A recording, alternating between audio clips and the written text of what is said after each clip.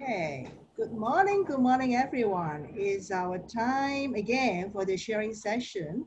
And before we start, I would like to give you a brief overview about the HRM and also myself before I pass control to our presenter today.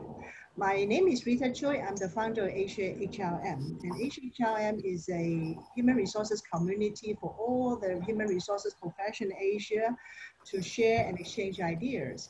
And from time to time, we organize sharing sessions so as to add value to each other. And today, we are very, very glad to have our friend Rini from Indonesia to share with us about the Indonesian labor law. And as far as I know, is the labor law in Indonesia is in a much favor of employees. Let's find it out. And Rini is a very experienced HR professional in Indonesia who is the head of HR in a power company in Indonesia. So if you want to know more about her, I would like to pass the control to her so that she can talk more about her before we move on to the presentation. Okay, so really, your turn. Thank you. Thank you, Rita. You're welcome. Thank you for joining the session today. My name is Rini, and I am right now is the head of HR and also GA for independent power producer operating across Asia Pacific, and I'm leading the HR function for Indonesia. So overall experience I have in HR is around 10 years. So I'm hoping that I can share whatever knowledge or common practice I know in Indonesia context. So can we start it now? Sure, really. All right. Yeah, it's under your control. Yes, and questions can be asked.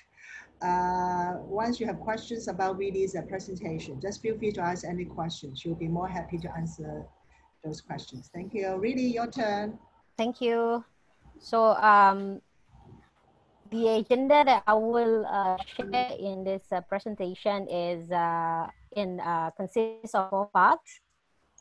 It's the employment terms and condition, types of leaves, disciplinary action, and resignation and termination. Okay. Hi, Reza.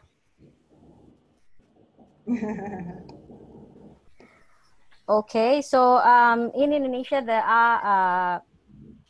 normally there are 2 types of employment. One is for permanent, and the other one is fixed term. So for the difference between permanent and fixed term is that for permanent employment, there is a probation of 3 months, and that extendable. But for fixed term, it should be no probation period, and total employment period is 3 years and only extendable for 1 time. So 3 years is the total.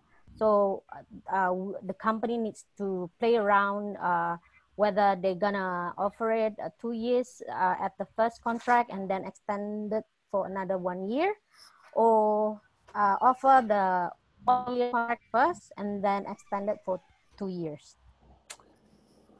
The second part is all employment agreement for Indonesia must be executed in Bahasa Indonesia.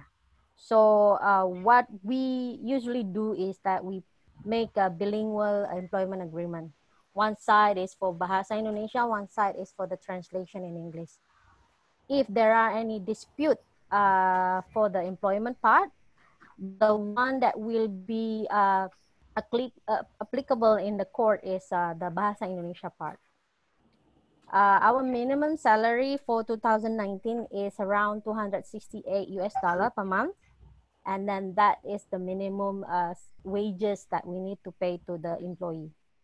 Working hours is maximum 40 hours per week.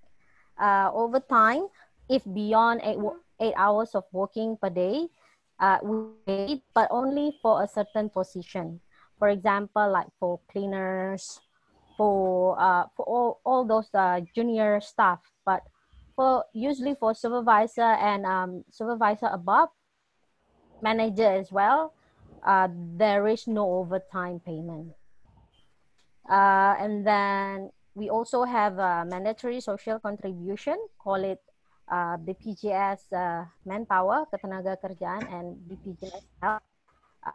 That is mandatory, and there is a contribution that must be paid by the employer and the employee. Aside from that, we also have, we call it religious allowance, that it's mandatory for all Indonesian employees, consisting of 1 month salary and whatever fixed allowances as in the employment agreement. Okay, so Rini, I have a yes. question. You mentioned that usually an employee will sign 2 contracts with the employees, right? Not 2 contracts, but in the contract, we make it a bilingual contract. So one part is for example, the right part is we put it the Bahasa Indonesia version, and the left part is for the English version. So whenever the employee needs to review, they have both versions at the same time. I see. But if there is any staff disputes about the contract, which language will be recognized by the court? Indonesia. Okay, understand. Okay, and for this religious allowance, what will be the date of paying this 1 month salary and fixed allowance? Is that common practice? Okay, so common practice, we usually pay during the Muslim festivities, which is following the Islamic calendar. So every year will be different. I see. Is that Ramadan? I'm not sure. Yes. Okay, usually paid after Ramadan, right? I usually paid during Ramadan. So during there is a So there is a regulation as well that regulate the THR payment, the religious allowance payment. This allowance, the religious allowance, must be paid 7 days before the Ramadan ends. So nice, so nice. So if that's the case, can I say that in general, employees in Indonesia are paid on a 13-month basis? Well, actually, it's not a salary. So this is, I think, the misconception. THR is a bonus. Okay. It is not a salary, actually. Okay. So by law, it's only 12 months salary, right? Yes, by law, it's only 12 months. Okay. But then we have one mandatory bonus that is called it religious allowance. Okay. And you mentioned that there are 2 types of employment contract in Indonesia. Yes. One is permanent and the other is a fixed term. Then yes. under what circumstances would the employers enter a permanent contract? And under what circumstances will an employer enter a fixed terms with an employee? So the permanent is we also known as indefinite employment period. So fixed term is the definite one. So there is a start date and end date. Okay, so it depends on the nature of the job, right? Before an employee decides whether they should sign a contract sign a permanent contract with the employee or a fixed term contract. Am I correct? Yes, correct. So mostly for the fixed term, is usually associated with project-based roles, or like temporary project that whatever company have in the year. Yeah. I see. Understand. Okay, I don't have other questions. I'm not sure the other participants will have. Yeah. But I also would like to share that the fixed term employment agreement, because you know that the probation that we have is only 3 months, right? And it's non-extendable. So sometimes the company felt that 3 months is not enough to review the new employee performance. So usually we will offer a fixed term contract first. So that we don't have the restriction on the probation period, right? Actually, no probation period, meaning that yes, no probation. But we can still terminate the staff, right, during the fixed term contract. Yes, but we also need to be very careful for the fixed term or definite contract, because if we want if the employer wanted to end the contract before the period ends, then we need to pay the remaining contract. Wow. Wow. Yes. Even because of the performance issue of the staff, if they terminate Yes. them during the contract, they still have to pay them for the salaries of the remaining months, right? Yes. Correct. I see. Really, there is a question from Caroline for you. Okay. The chat box. Okay. Wait. Here. Is it here? Oh, no. Yeah, there is a chat box. I think it's in orange. Is it orange? Orange. Oh, Oh, yeah, yeah. yeah, chat. Okay. Hi, Rini, for this bonus payment in the event of redundancy, does it need to be included in the package? Okay, so for this, really, you are referring to religious allowance, right? So the regulation says that if the redundancy is done 30 days before the Ramadan ends, then it should be part of the package. But if it is done before the 30 days, then it does not include it. Oh, okay.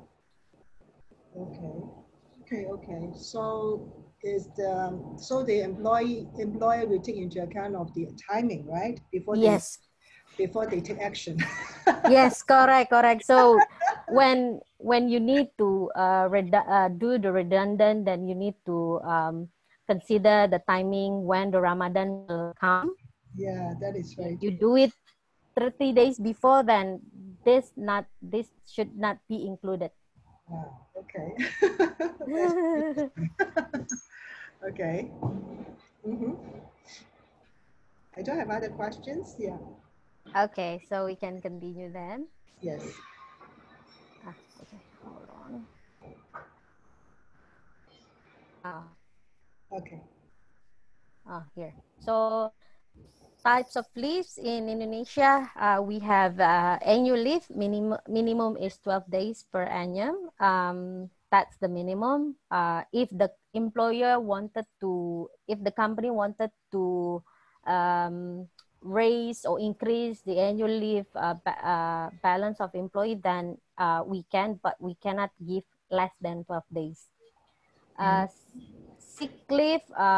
So this is where I think most of foreigners who work or invest in Indonesia sometimes complain about, because for example in Singapore they can put a maximum of sick leave per year, but in Indonesia you cannot, because for example if we are not coming to the office because of illness for one day, then there is no mandatory regulation saying that the employee must submit the doctor certificate.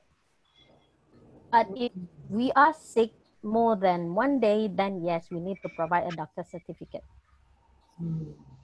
Okay, and The then certificate yes, has to be certified by a registered doctor, or any doctor can issue and certificates and recognized by the company.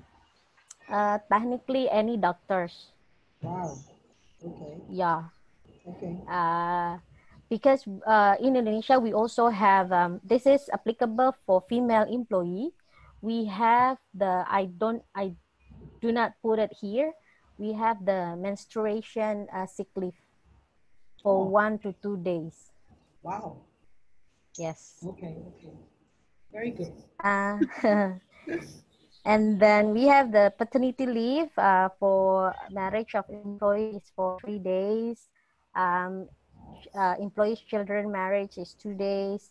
In the case of children circumcises or baptized is 2 days. Ah, And then the compassionate leave we have two different types. That's one is for immediate family member who pass mhm, away is 2 working days. And then 1 day is for family member who lives with the employee in the same house if he or she is passed away. mm, Um, the miscarriage is for 2 days. Maternity leave is for 90 days or 3 months. And this is the additional that I put is the collective mass holiday.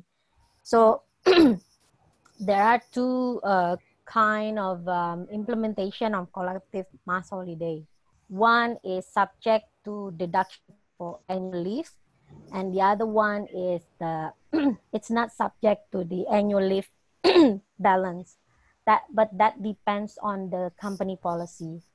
So for government offices employee, this collective mass holiday is not subject to their annual leave. So it's an additional leave that given by the government. But for most of private employee, it's subject to the annual leave deduction. Oh, okay. Is it this collective mass holiday, is it related to religion? Yes. So, for example, Ramadan, usually the official public holiday is only 2 days in Indonesia.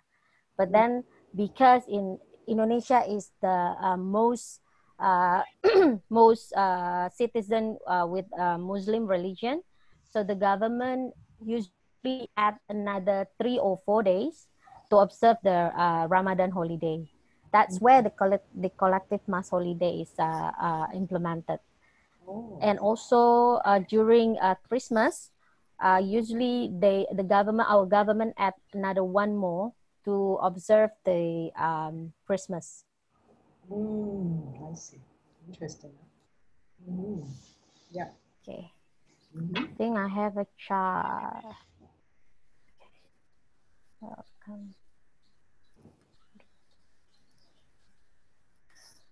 Okay.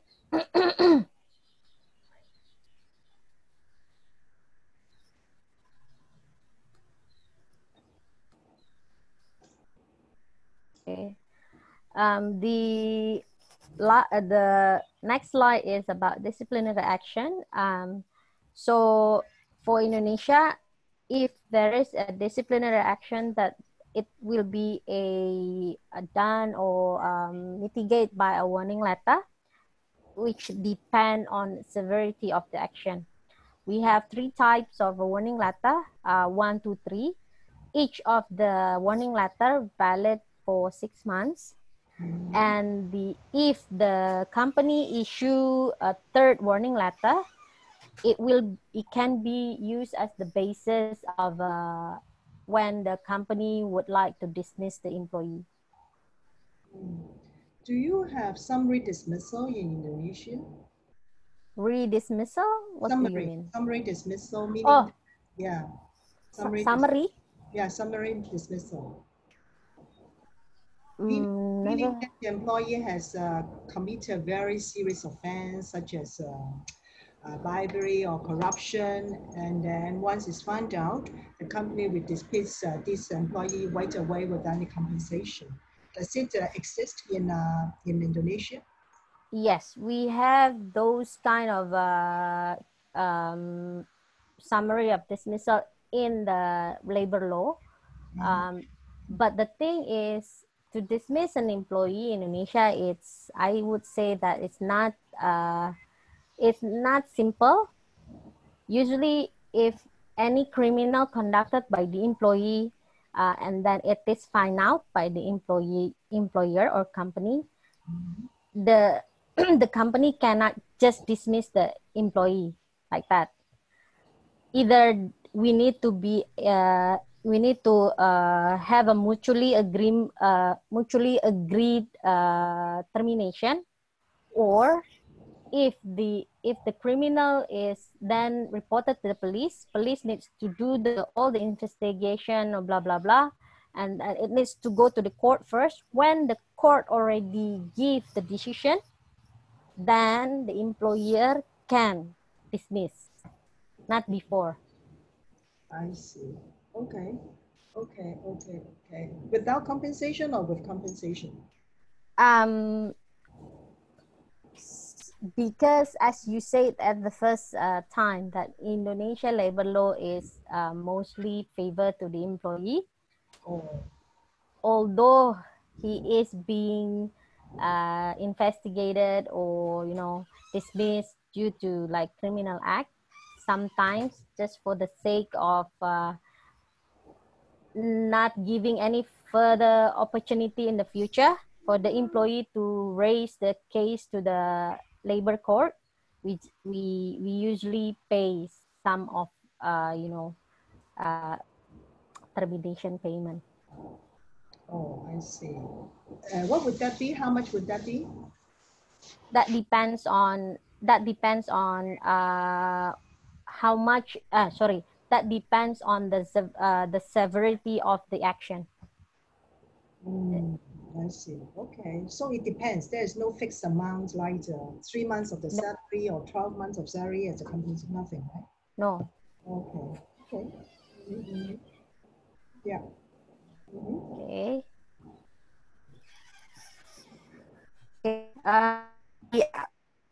The next one is for resignation. So for resignation in Indonesia, notice period is at least 30 days. And then payment of resignation usually consists of employee's last salary and unused annual leave. That's it.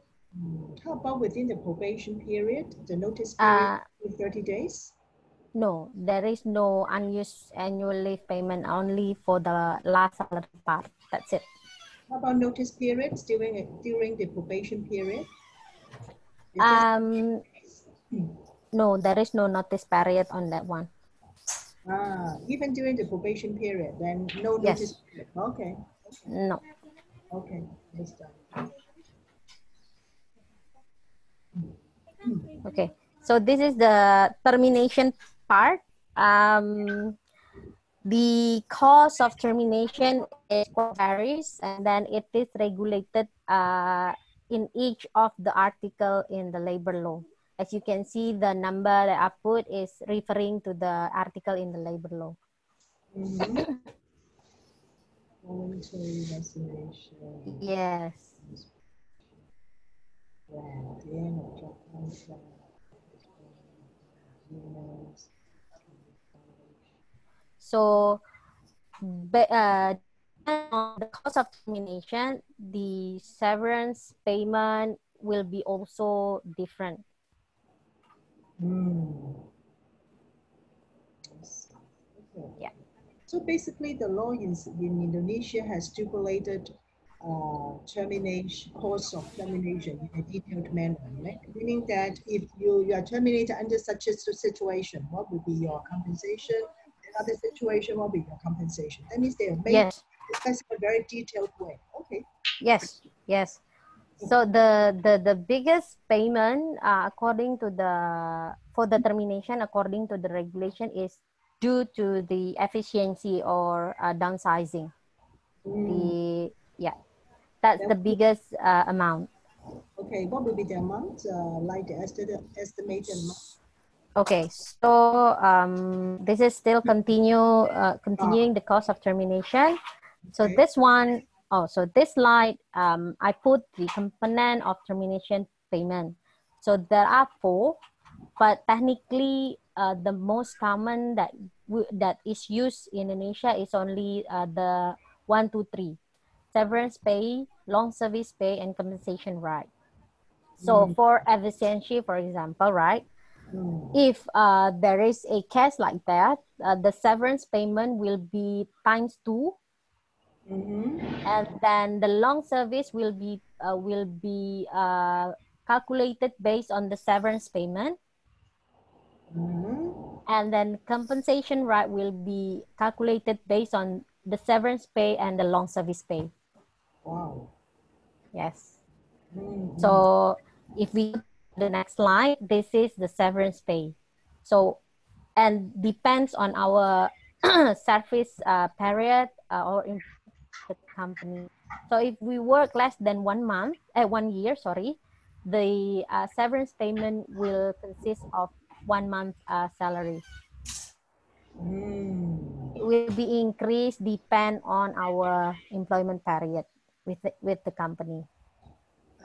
Earlier you mentioned that if an employee is terminated during the course of their contract, okay, and besides, am I correct if I say that besides being compensated by this in accordance with this slide, the information of this slide, the company still has to pay them the salaries for the remaining months? Oh no, for the fixed term, Huh? if we wanted to terminate the contract without any disciplinary action, purely because, for example, the project we foresee is for 12 months, and then it is finished within 6 months, for example. So we don't need her or him in another 6 months, and we want to terminate the contract. So we need to pay the remaining 6 months contract. Okay. That's it. That's it. Oh, so that has nothing to do with the disciplinary action. No, that's not. That is nothing to do with the disciplinary action. If So, there is a disciplinary action for a fixed employee, then we still need to discuss with him, and then if we wanted to just end the contract, we need to mutually agree the termination of the contract, and then we probably need to pay the remaining contract and some kind of separation pay here. okay. Understand. Okay. Yes, Disciplinary action. Okay. but Wow. that's the separation pay is subject to the agreement between the company and the employee. I see. Okay. Okay. So aside from the severance pay, we also have the long service pay, and then the compensation right pay. As I mentioned, depend on the cause of termination. Usually, component is the component that we pay for the severance package. Okay. Okay. Mm-hmm. I think, yeah. So the separation pay, although regulated in the labor law, it is stated that the amount will be regulated by the employer and the employee in the employment agreement or company regulation or collective labor agreement. So there is no fixed amount in this separation pay. Okay. Okay, so that's about it in my slide. I see. So, really, I have a Yes. questions about this. Because I'm under the impression that in the government, in the labor ordinance, Mm-hmm. I think is all the under any situations in terms of termination or anything, any employment terms and conditions are detailedly specified or specified in the labor ordinance or labor law, right? In Yeah. this case, does the law require a company to create a employee handbook, or you call it the employee regulations or office regulations in the company, so that wherever there is any staff disputes, the employer and the employee will refer to that handbook instead of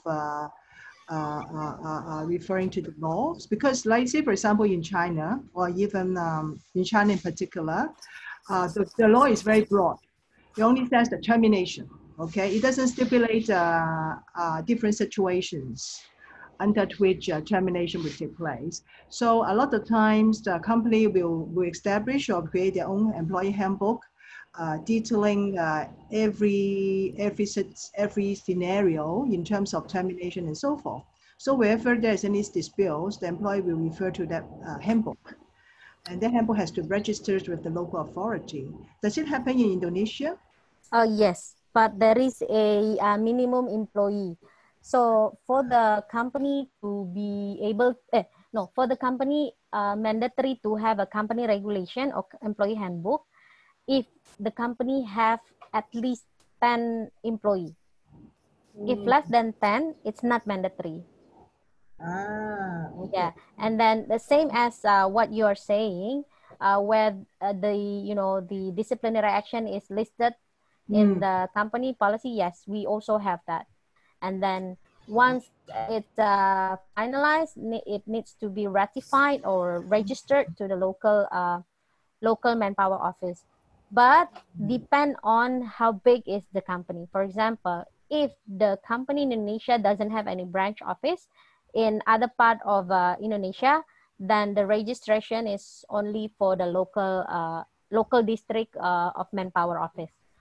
But if the company have a branch office, then the registration of company policy needs to be submitted to the Ministry of Manpower office, which is the central one. I see. Yeah. Then is there any trade union or labor union in your country? Yes, we have, but again, it depends on how big is the company. So, for example, if the company is a manufacturer company, usually they have a trade union. But if it's only like small company where the employee consists or like Vina Energy, we don't have trade unions because our total headcount in Indonesia is only 70. So we don't have trade unions. I see, I see. So what is the biggest challenge in the labor market at the moment in Indonesia? The biggest market? The biggest challenge, in the oh, market. the biggest challenge in the labor market, yeah. For if I take my company as example, it's the talent. Because talent, yes. Okay. Because renewable energy industry is quite new in Indonesia. In terms of engineering for renewable energy, there is still not much Indonesian who take that major.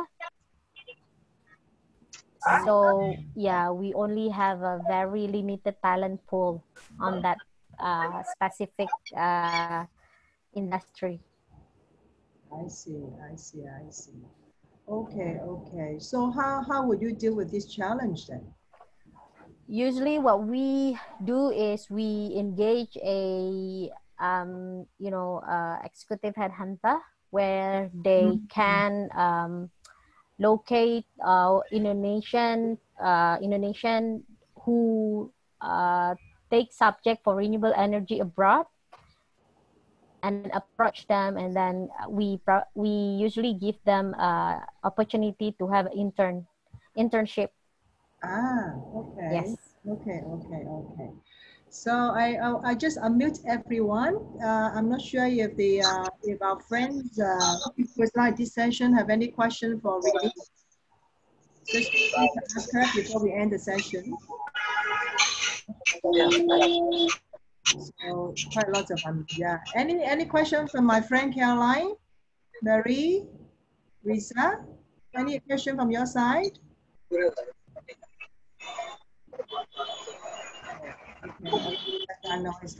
Okay, so if no questions from their side, I would end the session today. And so to end the session,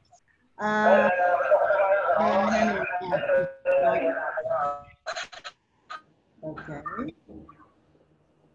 Hello. Hello. Yes, Marie. Yes, Marie, you want to say something? Oh, no. Okay, maybe I see connection is bad. So really, we would like to say something before we end the session today?